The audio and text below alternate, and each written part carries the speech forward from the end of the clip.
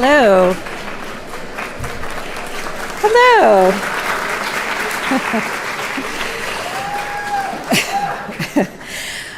Welcome. My name is Jen Comer, and I'm the director of the Young Writers Awards. And ahead of Griffin Dunne this evening, we have a special treat for you. So for those of you who do not know about the Young Writers Awards, it is now in its second year, and it doubled in size in 1 year. And we serve 9th through 12th grade and have the categories of poetry, short story, and personal essay for entries. For me, the Young Writers Awards is a valuable endeavor for teens, whether or not they consider themselves writers, because research shows that creative writing not only boosts academic performance and professional success, but it enhances self-expression, promotes connection, and fosters confidence and creativity. At this time in a teen's life, when they are trying to figure out their own path, creative writing provides a safe place to experiment with thoughts, identity, and finding one's own place in society. Writing is where we all can find the freedom to be our authentic selves. Award winners are selected based on 3 criteria: originality, skill, and emergence of personal voice. And I am honored to introduce you to the first place winner of the personal essay category this evening.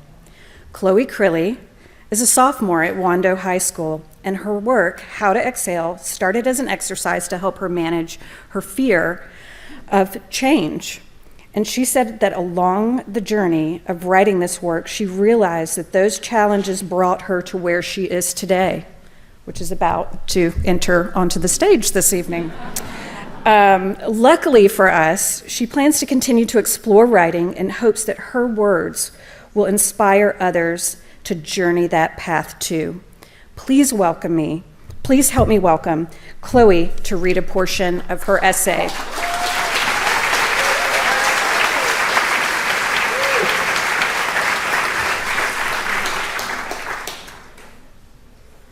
My whole freshman year was monotonous, without change. I struggled hard in most of my classes and often got no sleep at all. The days practically melted into the next, but that's what I wanted. My fear of change had proliferated, but I insisted on calling it peace. The air was still warm and lively when I visited Molly at the end of that summer. The bumps in the road felt warm and familiar as my mom's car drove down my old cul-de-sac.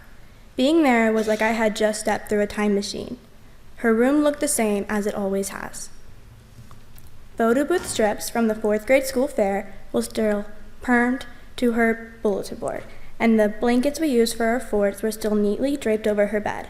We went swimming, made smoothies, and went shopping during the day, and at night we would watch nostalgic movies and stuff our faces with popcorn. What Molly does not know is that after she fell asleep, I would sneak off and cry in her bathroom. I thought that I was just overwhelmed or homesick, though looking back at it now, it is clear to me that my stomach was swollen from regret.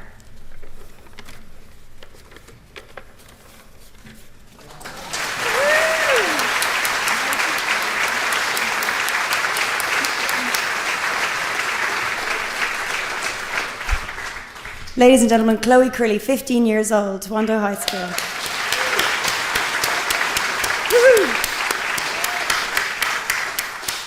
Welcome this evening to this wonderful Sunday night event at Charleston Literary Festival. I hope you're all strapped in and ready to go, because it's going to be quite a ride. Ladies and gentlemen, we're here this evening to listen to a wonderful conversation with Griffin Dunne and Shane O'Reilly on the Friday Afternoon Club, a family memoir. My name is Sarah Moriarty, and I'm Executive Director of Charleston Literary Festival, and it's a real honour and a pleasure to welcome you all here this evening. Griffin Dunne and Shane O'Reilly.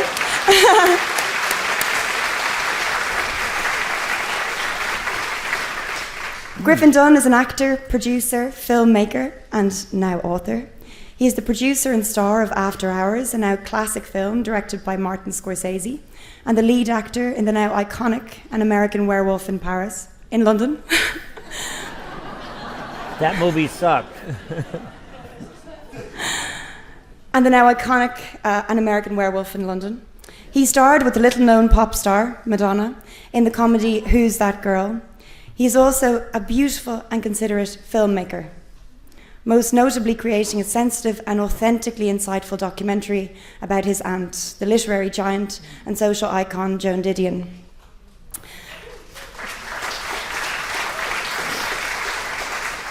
He is the son of writer Dominic Dunne and activist Ellen Griffin Dunne, and the brother of actor Dominique Dunne and Alex Dunne, to whom his memoir is dedicated. Our interlocutor today is Shane O'Reilly. Shane is an actor and playwright from Dublin, Ireland, and has written plays such as Window Pane, Gold in the Water, Swan Song, and Her Father's Voice. As an actor, he has 20 years of experience in the theatre, working with companies across the globe, such as the Abbey Theatre, the Gate Theatre, the Barbican London, and East West in Sarajevo. In 2020, he performed in Hamlet, starring Ruth Negga, at St. Anne's Warehouse in New York, the final production staged in that prolific theatre before the global pandemic. Now, this evening we're here to discuss Griffin Dunne's expansive book, The Friday Afternoon Club, a memoir that chronicles his astonishing family and the successes and tragedies that visit them throughout their lives.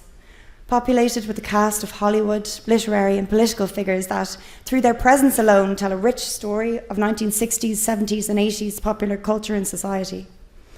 This book is an honest, vulnerable and adrenaline-filled adventure story with the complex Griffin Dunne as its protagonist.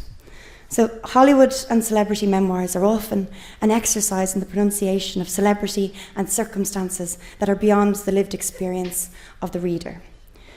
The Friday Afternoon Club, however, dives a little deeper and unpacks the familiar complexities of family dynamics, relationships, and tragedy that make the Dunne family relatable to millions of other families all across the world. Ladies and gentlemen, Shane O'Reilly and Griffin Dunne.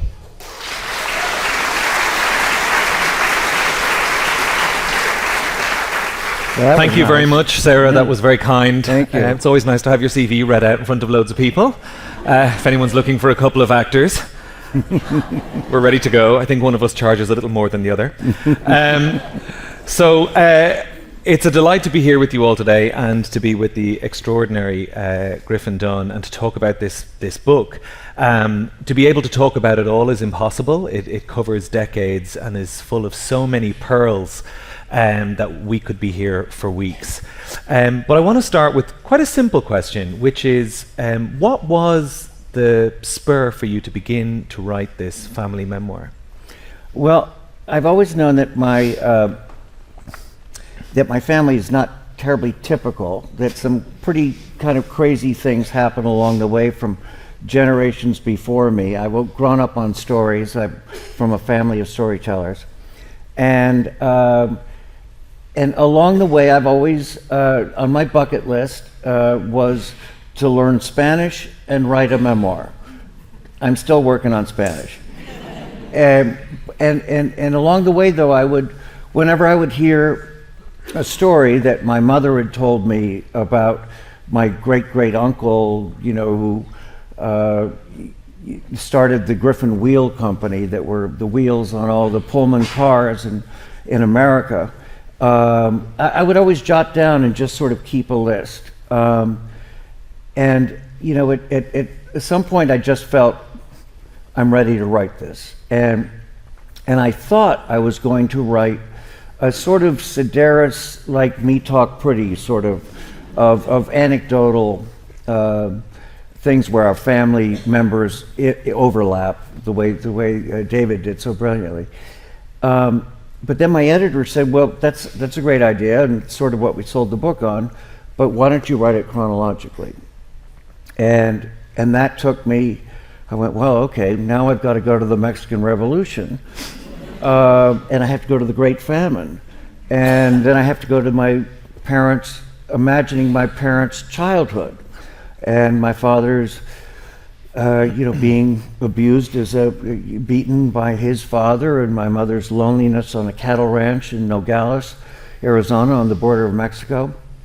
And I just sort of, it just took over. I just couldn't stop writing. And I would, I was shooting movies, and when the camera turned around, I'd run back to my dressing room and I'd pick up from the sentence where I left off, and I just kept going up to a point where I knew I was finished. It's interesting because you say I knew that my family was quite different or unique. And yet there's something about having read the book about your family that feels like it's in pursuit of the American dream, which so many other families are. And you talk about, I think it's your maternal grandfather came from Roscommon in Ireland. And there's a man fleeing something in order to find something better and hopefully to find his authentic self there too. And it definitely feels like your own mother and father are in pursuit of something, certainly when you and your brother and sister are really, really young. What was it like growing up in a house where you had a father and mother who were socialites, but also desperately trying to fit in, achieve, and pursue this American dream? Well, you know, in the epitaph, I quote my father saying, years later, after he'd been through so much, and I got annoyed at him yet again about something, and he said, "What can I say, kid? I'm a work in progress." When I was growing up, he was very superficial. He had a drinking problem, and he loved celebrity. He grew up, with being considered a rather, effeminate guy in a family of jocks and tough Irish people around the dinner table, and he just had pictures of Tyrone Power and Betty Davis, and he'd be beaten by his father for that. And so when he came to Hollywood, which was his dream, he just wanted celebrity. And he became he was in television, and at those days television people and movie people never intersected, yet somehow, and I never quite cracked the code of how he did this, he would have the greatest movie stars, the greatest directors, William Wyler and Billy Wilder and John Huston and David Niven. They would all come to our house at these parties, and it meant so much to him. And I guess he was just these were his priorities, and he had a scrapbook that he would take pictures. He was a rather good social photographer. And he would develop this in the basement, and then at the end, iron them into these big leather scrapbooks, as if he knew it wouldn't last, and it didn't. And when we were growing up, my Dominique and Alex and myself, we were during their dinner parties. They gave dinner parties like at least two nights a week, and then they were out the other nights. And they would have dinner parties, simple affairs, in black tie with an orchestra playing. and we'd be trotted down the stairs in matching pajamas and bathrobes, and Dominique had a little Dickens hat, a little nurse cap or something. And we'd come down the stairs, and the adults would go, "Ooh, that's so," and we would be trained to bow, and my sister would curtsy, and they'd go, "Oh." Years later, I was smoking a joint with Dennis Hopper. And we were working on a movie, and he was a young actor who was in our house. And I remember he took a toke, he went, "I remember you being trotted down the stairs with your parents. You're bowing. That was the saddest thing I ever saw." Now we know where the Von really Trapps got the idea from. And it's interesting what you say about your father, this young boy who's kind of uninhibited and showing his own mother and father who he is. He's this movie buff. He loves the camp of it all. He's a socialite. He's a child socialite waiting to be born into an adult world. And he's told no at that point. And it feels like that template echoes through so many lives in this book, where people are shut down at an early point and spend the rest of their lives trying to rediscover that authentic person. But your father did, and as you said, they had dinner parties, but they also threw quite an iconic ball that was mirrored only a few nights ago here in Charleston. Yes. And I wonder if you'd like to take this opportunity to read to us from a chapter and tell us a little bit about that. I'd be happy to. Is Larry Lerman here? So he gave, I don't know if you were here for the black and white ball. the other night. It was lovely. So Larry wrote a wonderful book about the black and white ball from Truman Capote's, about his. And this is a alternate universe of another black and white ball that my father gave, that was before his. I think my mother enjoyed the constant socializing the first year or two after we moved to Walden Drive. My parents received several invitations a week, then sent by telegram from the wives of studio heads, directors, and movie stars to dinner parties and premieres. My parents hit them all, except for the nights they threw their own parties, which were always a hot ticket and lasted well into the night. It was a small dinner for 12. My father would summon his children to say goodnight to the guests before the booze took hold. Alex and I would bow in unison, wearing matching silk bathrobes, and Dominic would curtsy in a Victorian nightgown and mop cap to a chorus of cooing and "Isn't that adorable?" I already told you this part. So if the party was larger and fell on a school night, a nanny would check my sister, brother, and me into a hotel in our pajamas, each carrying homework in an overnight bag. Dad was less popular than my mother, seen by some as maybe too eager to belong, but his dark, iconic wit made him tolerable, even though he insisted on bringing his Rolleiflex camera to every party, snapping photos of powerful people who wouldn't normally comply. Later, he'd feverishly paste them into a big leather scrapbook documenting his incredible life, as if that moment would never last. In 1964, Dad chose to overlook that his wife no longer wanted to hire Lou Wasserman's parking valets or the bartender who poured for Nancy Reagan or perform any other social obligations. He instead chose that year to throw his biggest party ever, a black and white ball to celebrate the 10th anniversary of his marriage to Lenny. There would be no 11th, as Mom would file for divorce before the end of the following year. Dad loved the color palette Cecil Beaton used for the Ascot racing scene in My Fair Lady, and hired an interior decorator to recreate the setting for the same vibrancy and joy. When he was finished, our home on Walden Drive could be mistaken for a soundstage or a studio lot where an epic Edwardian ball was to be filmed. Every stick of furniture was put in storage to make way for table settings with gilded bamboo chairs.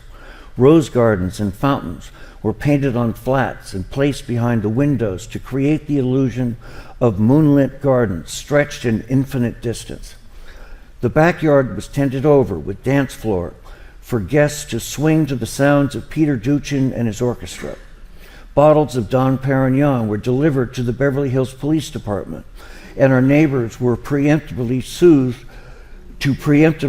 their tempers when the band kept them up. A second meal of scrambled eggs and Bloody Marys was to be served at sunrise. Nick labored over the seating chart for this heady group, as if we were cracking the Enigma code. He had cannily placed Truman Capote between Natalie Wood and Tuesday Weld because he knew they all loved to dance and would be the first one on the dance floor to get the party rolling. But at the last minute, Truman Capote brought along Alvin Dewey, the detective who solved the Clutter family murders, in which In Cold Blood was based, and his wife, so extra chairs were found and squeezed in to make room for the uninvited couple, ruining Dad's meticulous table setting. The gossip behind Dad's back questioned how a television executive could afford such extravagance to entertain movie people, and it was widely assumed Lenny's trust fund from the Griffin Wheel Company had something to do with it, though no one declined his invitation to the ball. When the police were summoned at daybreak to finally shut the party down, it took 2 officers to break up the drunken fistfight between John Huston and William Wellman on our front lawn. A handful of people who were still alive and had danced the night away would tell you it was an unforgettable evening. Vogue featured an article about the ball. Women's Wear Daily hired Don Picardi, Christopher Isherwood's partner, to sketch the evening gowns worn by my mother and the ladies who reigned over Hollywood society. Glowing thank you notes arrived from George Stevens, Billy Wilder, and a young Dennis Hopper. Dennis brought his wife, Brooke Hayward, who had later married Peter Duchin, the band leader of the music they danced to. The articles, gossip items, and thank you notes from the party were all lovingly pasted by my father into a scrapbook. And he was right about Truman Capote bringing the fun to the dance floor. He cha-cha'd and caramba'd the night away, having so much fun that he decided to give his own black and white ball the next year. Nick Dunne was not on the guest list.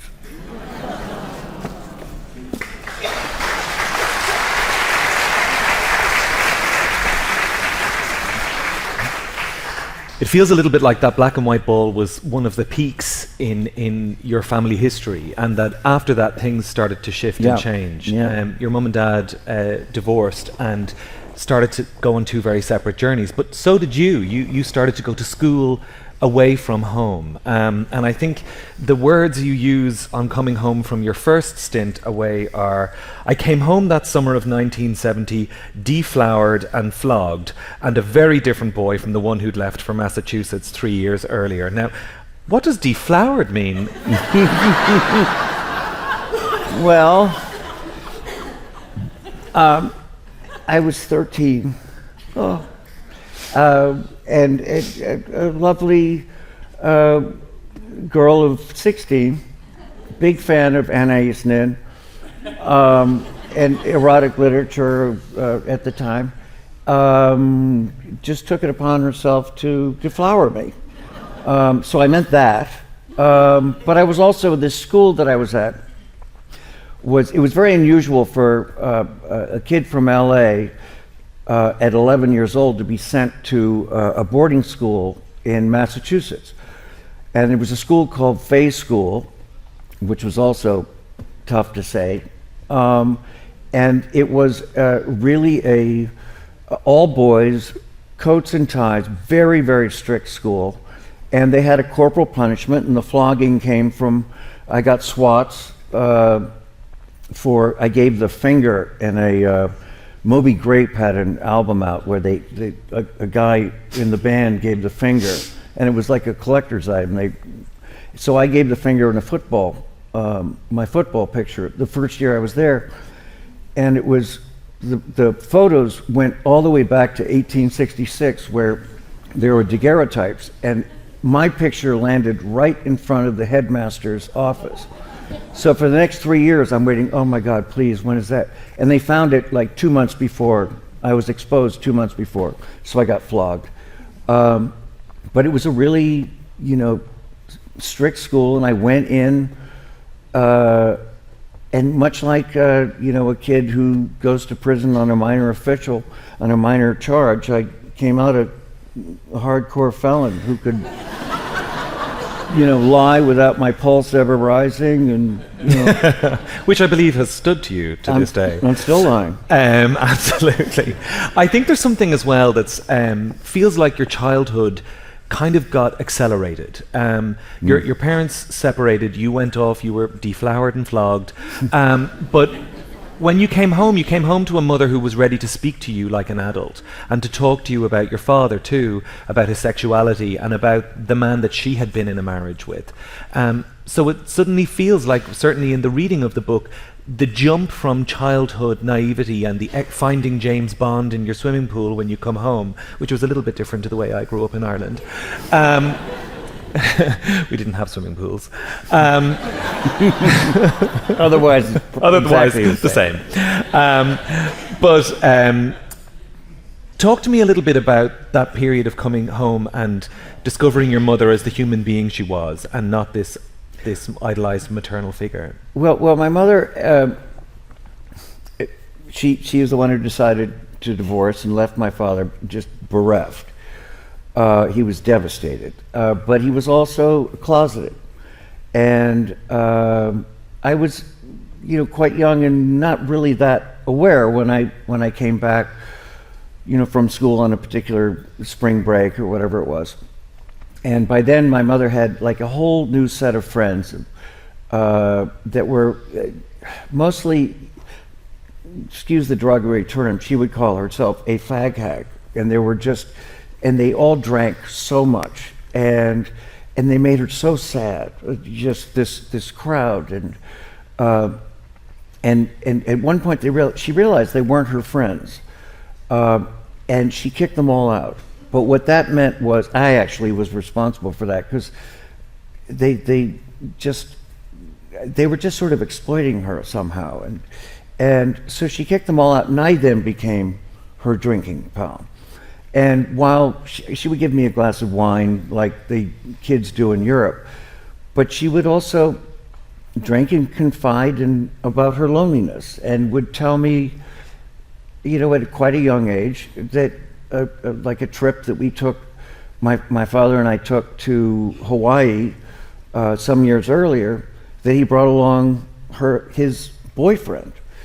It was quite a lot to digest, but at the same time, I also remembered the boyfriend being hilarious, and we had a great time. But it was like, oh, God, that guy was doing my dad. Oh, that's weird. And it became like a kind of a overshare. And Did she say doing your dad?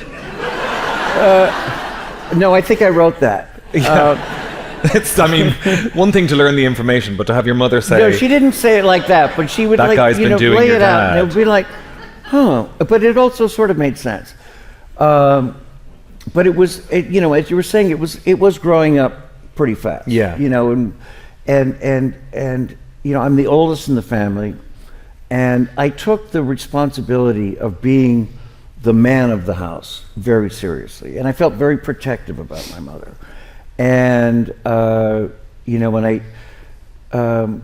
absorbed a lot of her sadness and her stories, and I would, and then years, not long after, she was diagnosed with MS.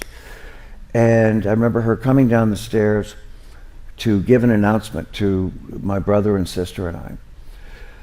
And we were waiting for her. She's not one to give announcements. She ran a very loose household when we were, after my father went. Everything was so regimented when he lived in the house.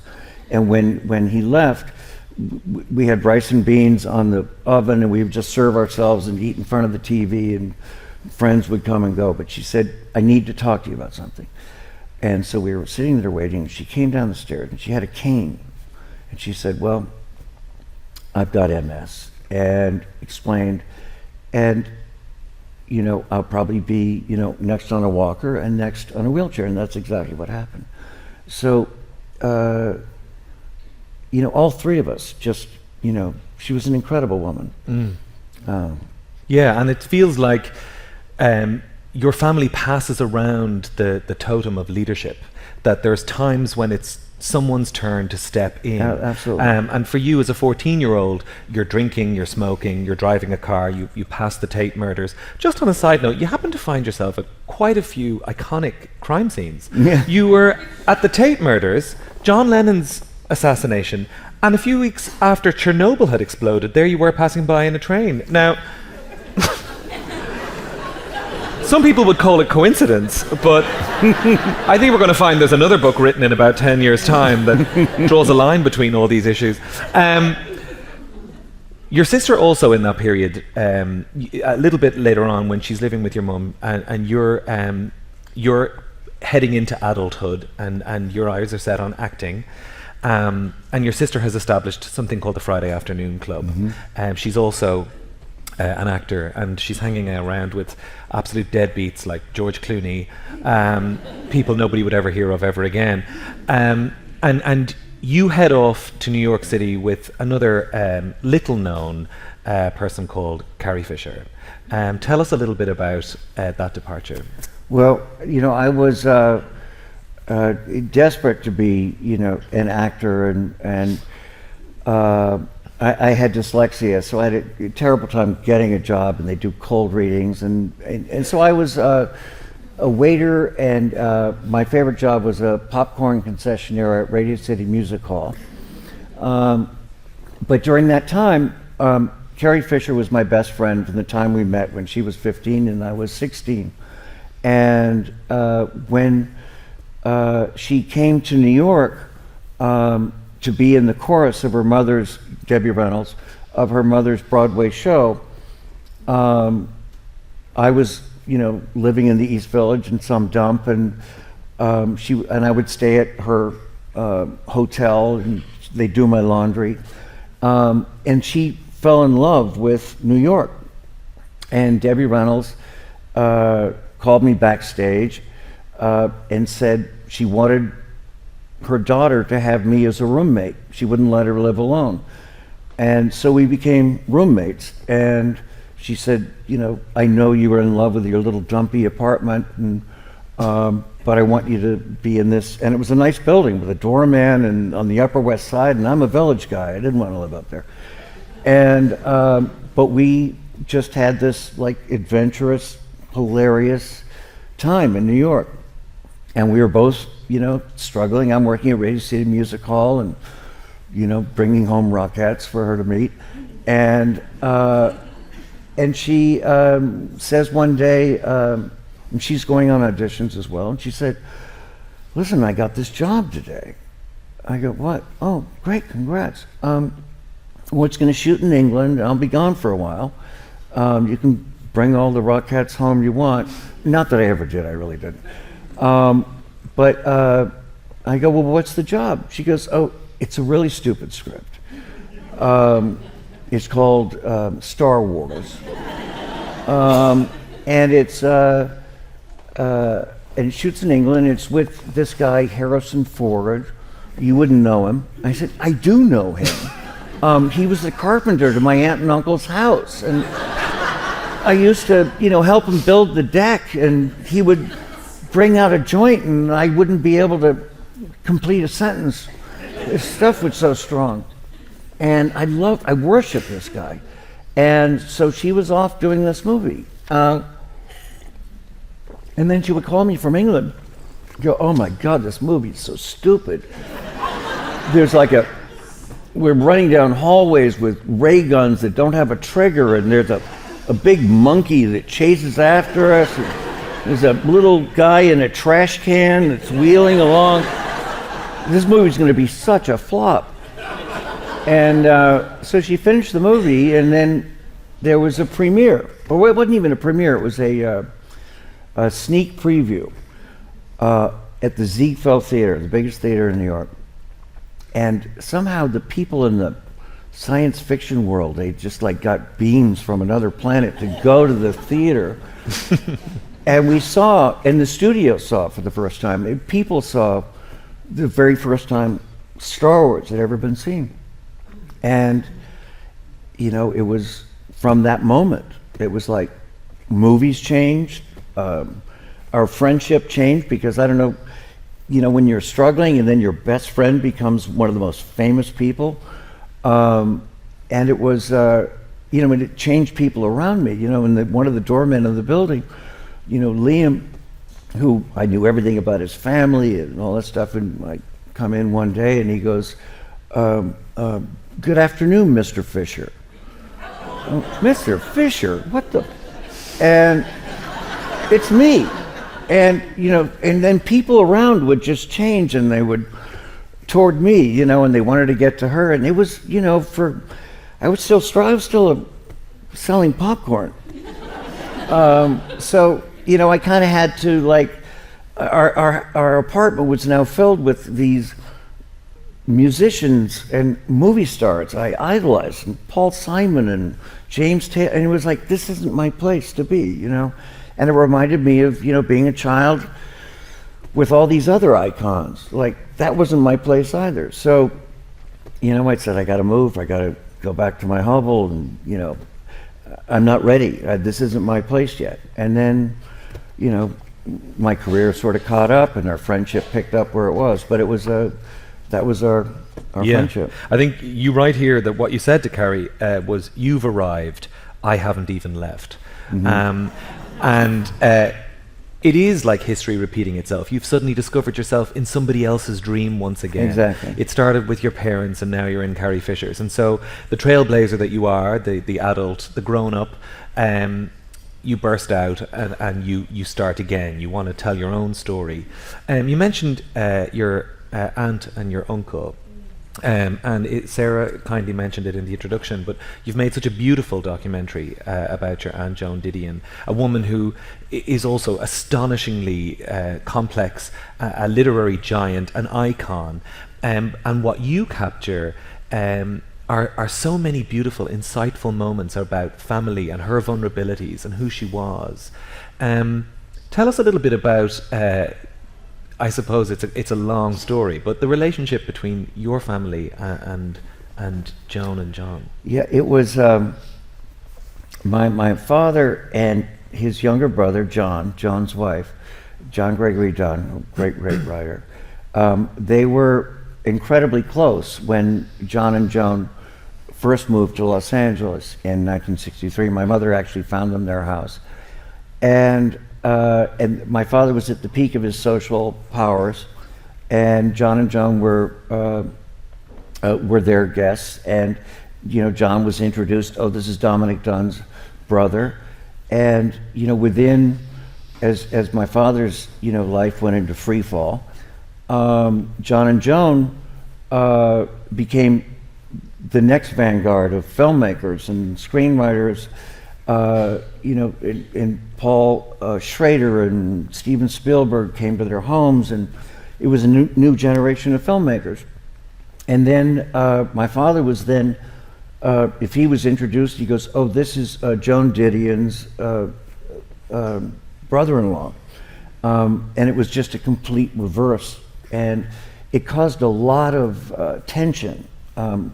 And animus that went on for years between the two men, my brother and my uncle and father, and then my father becomes a journalist and writes about crime the way John did. And even though this was never discussed, and I was always Switzerland. I loved them both. I was so close with John and Joan. I loved them, and I was always trying to bring them together, failing miserably. And it was really upsetting to me to be in the middle. And John had what he called a weak ticker, and he had a heart operation and angioplasty put in, and he was in his cardiologist's office, and my father had his own heart issues.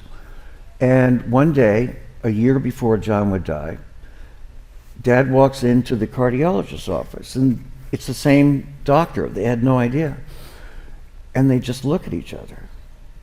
And they pretend to read magazines. And then John goes, "What the fuck are we doing?" And they just roar with laughter. And everything resolves, yeah. And it's incredible too. And they talked on the phone every day to the end. That's of right, life. yeah. And it's incredible what kind of your morality turning up in front of you will do to your perspective on a feud or a family argument. Two men sitting, waiting for their hearts to be checked, certainly is a way to check their heads as well. I want to talk about the second half of the book. You've broken the book into two parts, part one and part two. And it feels like part one is the creation, the construction of Griffin Dunne, the man you are now, and the experiences that make you into actually a leader within your family, someone who takes care of your brother Alex, your sister, and who also has to take care of your mother with MS, and your father who is kind of spiraling. And in the midst of all of this, your sister is in a horrendous relationship with a man called John Sweeney that you knew in your gut was toxic and dangerous. And unfortunately, she dies. He murders her. And the aftermath of which is the most horrendous trial, where it feels not only is his murder on trial, but also so is your family. And everything that we've read in part one, everything, your father's history, your mother's history, and all of your family members. And Joan and John leave the scene. They get out of Dodge. What was that period like for you? Well, I would say that it was a period where, you know, people who are crazy don't know they're crazy, and we were actually kind of crazy. And we were speaking, and we were so tightly knit. We were the only ones who could understand, you know, each other. And every day in this courtroom was one inexplicable insult after another. And you know, the judge would not let the jury hear. One example is they brought in a woman that the killer had put in the hospital and broken the jaw and the eye socket, and they brought in this woman, very brave woman named Lillian Pierce, to testify. And the judge wouldn't let the jury, release the jury.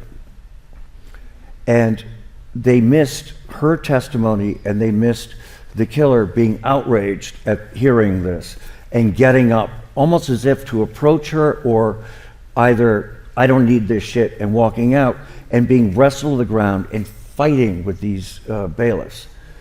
And they missed all that. And that's what we saw. That's what we knew he was capable of. And that was not allowed. And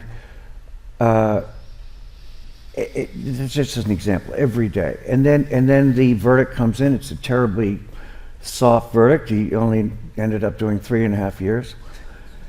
And when this verdict of not murder, not second degree, but of manslaughter comes in, the judge said, on behalf of, I want to thank you and the jury, I want to thank you for your service, and on behalf of the Dunne family, we want to thank you.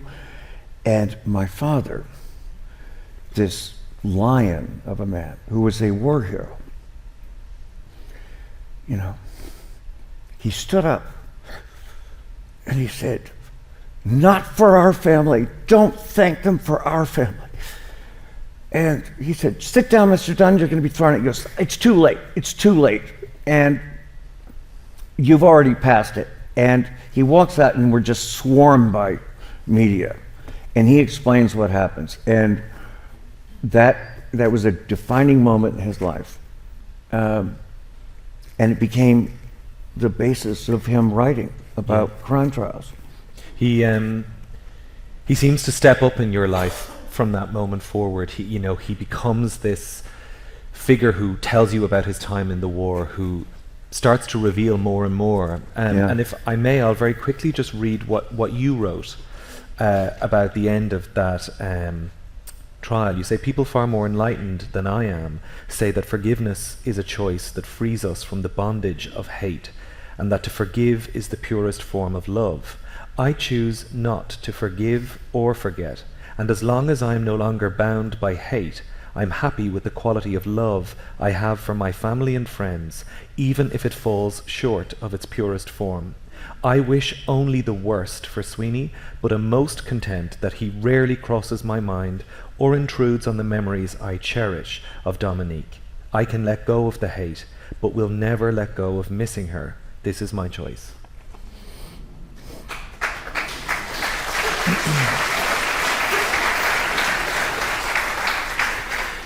It's incredible what your family had to endure. Your father's reputation was also on the line during that trial, and a lover of his was brought forward as a witness. So you talk about this man standing up and screaming. He was screaming for so much more. It seems like he's screaming for your ancestors in this book. He's screaming for the American dream he was in pursuit of. And one that it feels like, when we get to the end of the book, you are holding in your arms in a maternity ward. You're 34 years old, you've met an amazing woman, and you're holding someone in your arms. Tell us a little bit about that person. Yeah, there was, I didn't, when I was writing the book, I didn't know how it would end. And as I was writing chronologically, I got to that very dark tunnel I knew I would be entering, with the murder and then the trial that followed. And as I went into the tunnel and just kept going, I realized that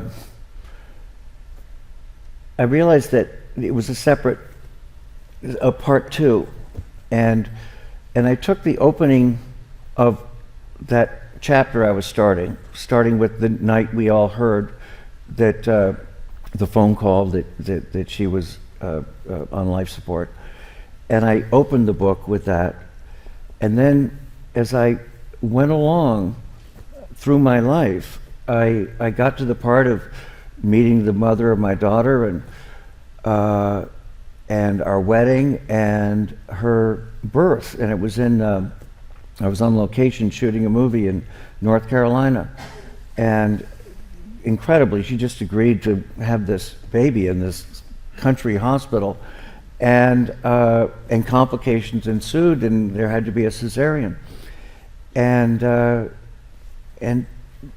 Carrie was out of it, the mother, so they gave me my daughter, and it still gets me. Anyway, I'm sitting in a room, and I'm holding her, and I realized when I wrote that, I went, wow, I'm done,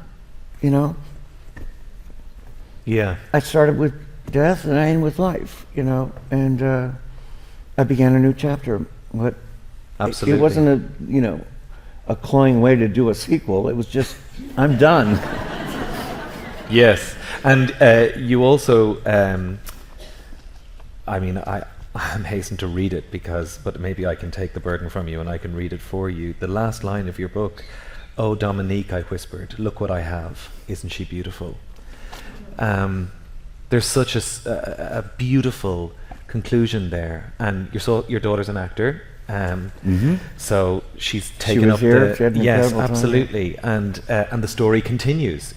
It's her story now. Yeah. It feels like yours ended, and she's not ended. There's plenty more, I'm sure. We're still waiting for the Saturday morning club. Although I don't know about that, the deflowering that went on, I'm sure. Look, I have taken so much of your time, and I know that we have an extraordinarily generous and excited audience here who have questions for you. So I'm going to open out now to the audience, and if you have a question, please raise your hand. We have a lady here in the second row.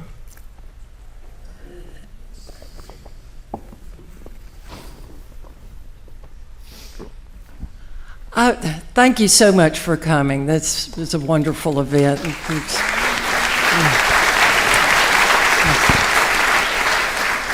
I was interested as I was reading, you had described your struggle with dyslexia, how that affected the writing of your book and whether that interfered with, whether you were frightened of that when you thought about writing a book. Well, it's a remarkable thing because I was diagnosed. I was a very early test case for dyslexia. It didn't really have, ADD and dyslexia weren't really in the vocabulary at the time, and so I was diagnosed at like 10 years old or so. I had a very difficult time reading and terrible student, and and I went to like literally like an office with people with lab coats and clipboards, and they would, chart my trying to read on these like computer-like things, and then I went to this boarding school, and then I went and I was kept back a grade, which was very tough on the self-esteem, and high school same sort of problem, and oh, poor Griffin, he shouldn't learn a language, and it's going to be too much for him, and he's only going to take the first year of algebra and will just not move beyond into any of the other because he's so terrible with math. And then I got kicked out of school for smoking pot in the 10th grade.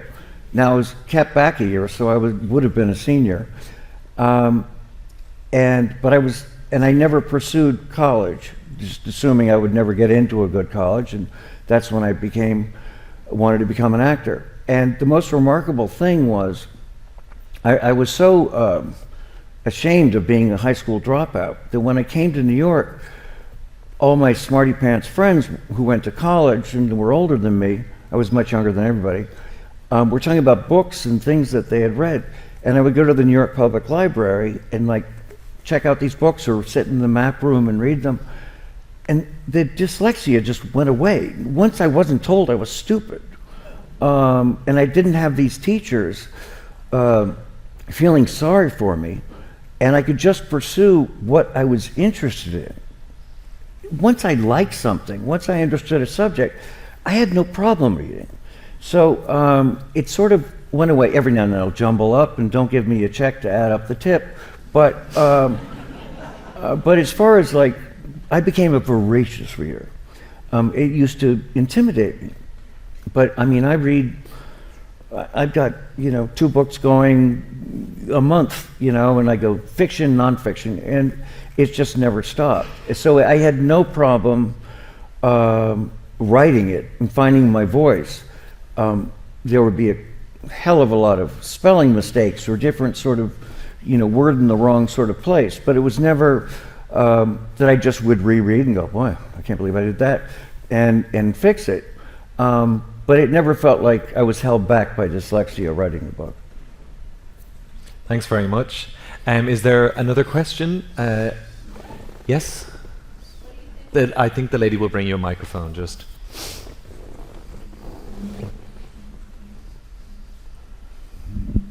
What do you think that your father would say about his depiction in the series Monsters on Netflix about the Menendez brothers? I think he would, I believe he knew Nathan Lane, as did I. And before Nathan, I was one of the first people he called when he got the part to play Dominic. And at that time, he hadn't read the script of what would happen. I gave him a copy of the book, and he learned so much. It gave him so much.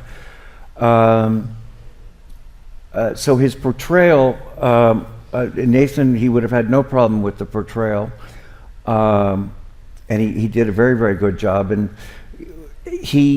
I thought it would be more about him, Dominic's fights during that trial with the defense attorney, and also having to do during the Menendez trial. As you know, the defense was, of abuse, of child abuse, and horrific child abuse. And, my father, who was abused by his father and beaten by his father, first he thought it was a terrible defense, just so disgusting for the defense attorney, who he loathed, to take this. But as the trial went on and he started to hear the testimony, he started to question his initial things. He'd already written condemning articles against the brothers. So I thought it would be about that, which it was a little bit. And I think he would have been probably horrified, as was I, and having no warning, to then inexplicably just sort of had devoted an entire episode to recreating the murder, recreating the hospital, and that was, I think he would have been thrown by that, as was I. But he was great, Nathan. I loved him. Thanks very much. Is there another question? Looking for hands in the audience, or is there any up in the balcony? While we're waiting for questions to emerge, I wanted to just pick up on when you were talking about writing and finding your voice. There was a woman called Tina who discovered your father's voice, and after the trial had concluded, there was a deal made between these two that kick-started his career with Vanity Fair. Can you tell us a small bit about that? Yeah, literally the night before he went to Los Angeles to sit through the murder trial for the killer of Dominique, he was seated. Marie Brenner, the great journalist, and a very loyal friend through Dad's ups and downs, mostly downs. Dad,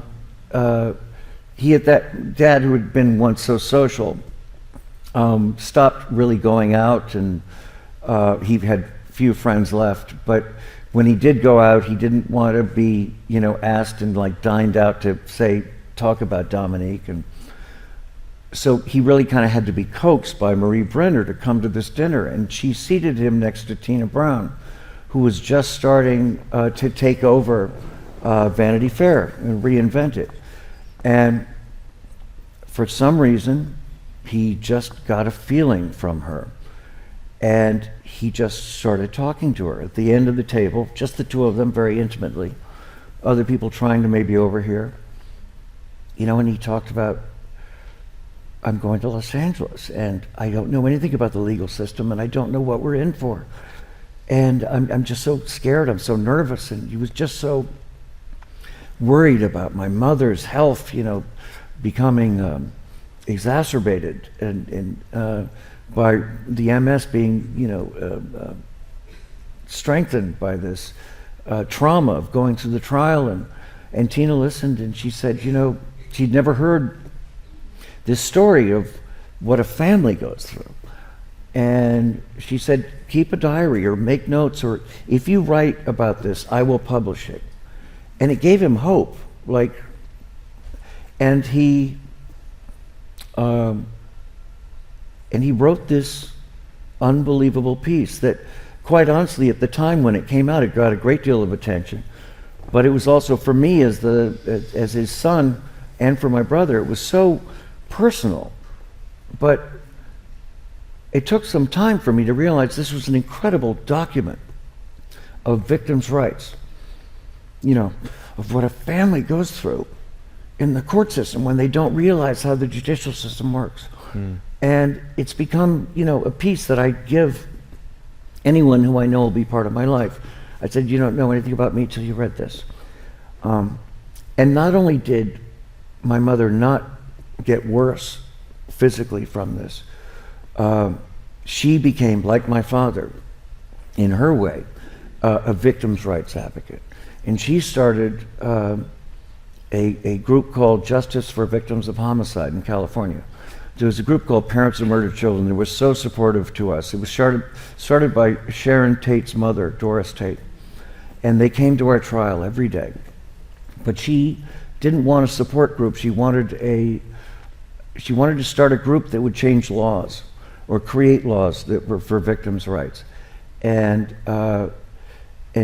she, with Marcella and Bob Leach, they started this group, and they got several laws on the docket. One was called Marcy's Law, in honor of Marcella Leach's daughter, who was also murdered by her boyfriend. You'd think this would be common, like you wouldn't have to even have a law for this, but she ran into the killer of her daughter a week after the killing, who'd been released on bail in a supermarket. And this law, called Marcy's Law, has to notify the state, or the penal system has to notify when the killer is either released on bail or has a parole board hearing or is released from prison. And that's now instituted in like 40 states. Yeah, and she was recognized at the White House. And she was recognized, got an award from President Bush Sr. And it gave her, this is the shyest woman, but it was so important to her. She would just wheel out in any talk show and just make her case and move people and change laws. Fantastic. Is there another question? Oh, lots now. We have a gentleman in a blue shirt. Thank you, and thank you again for being here. You've certainly worked with and known some rather remarkable people in your life, and we lost one last week that was rather remarkable in Terry Garr, and I was wondering if you would share some thoughts on what it was like to work with her and about her. Yeah, well, thank you for asking. She's been on my mind so much. Terry also had MS, and long before we worked together on After Hours, she was a very good friend of mine, and she adored my mother. And when my mother would do fundraisers, Terry would always show up for the fundraisers. And and one day Terry called me and said that she'd been diagnosed with MS. And then my mother and Terry went on to a whole nother relationship, all on their own, of what to expect, of support. And when we were going to make After Hours, the first time after we'd read the script, Amy Robinson, my partner, and I got the script through the writer, who was a Columbia student graduate, and this was almost like his homework to come across the script. We put together, Terry was the first person to sign on. We needed a name, and the other person we hired was a little-known director. He was really just an animator for Disney named Tim Burton. And we saw a short he did called Frankenweenie. And so, we went and saw him. He was clearly brilliant. And we said, the only thing attached is Terry Garr. He goes, oh, I love Terry. And, but we couldn't get the movie with me as a star, and even with Terry and Tim, who had never directed a movie. And we'd given the script to Martin Scorsese earlier, like much earlier. But he was shooting, about to start, The Last Temptation of Christ. But that movie fell apart the first time he was going to do it.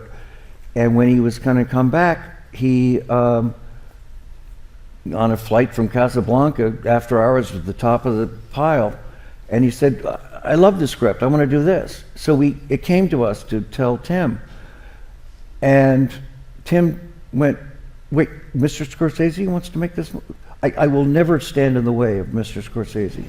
Oh, thank God.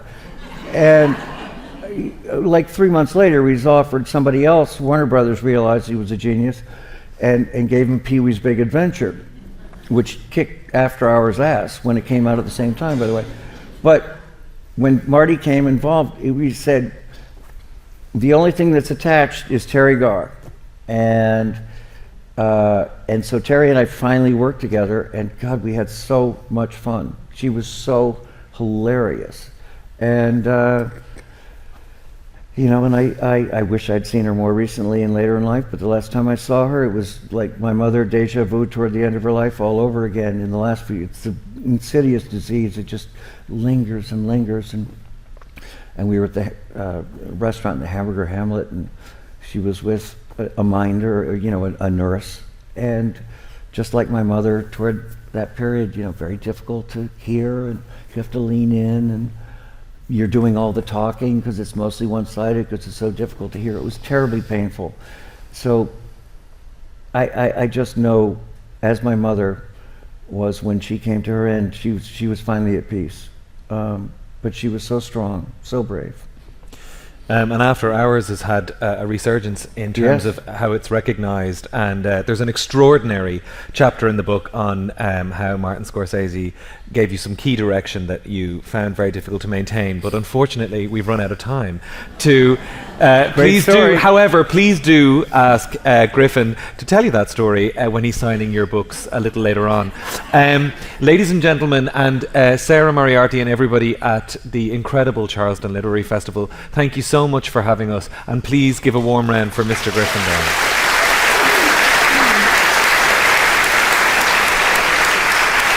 Thank you so much. Thank you so much, Shane O'Reilly, for that beautiful facilitation. And thank you so much, Griffin Dunne, for that rollicking ride through your life and the larger-than-life figures and incidents that have shaped it. Thank you also for sharing your story with such warmth and depth and humour. Michelle Nara said yesterday that we have to share our stories because people need to hear them. And this is one such story. So one more time for Griffin Dunne, please.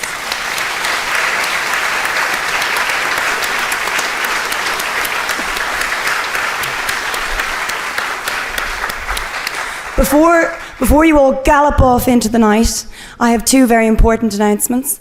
The first one is we're able to experience extraordinary conversations like this one this evening, thanks to the generosity and the vision of our sponsors. So I'd like to take a moment to thank the sponsors of this evening's event. Sigrid and Mike Laughlin.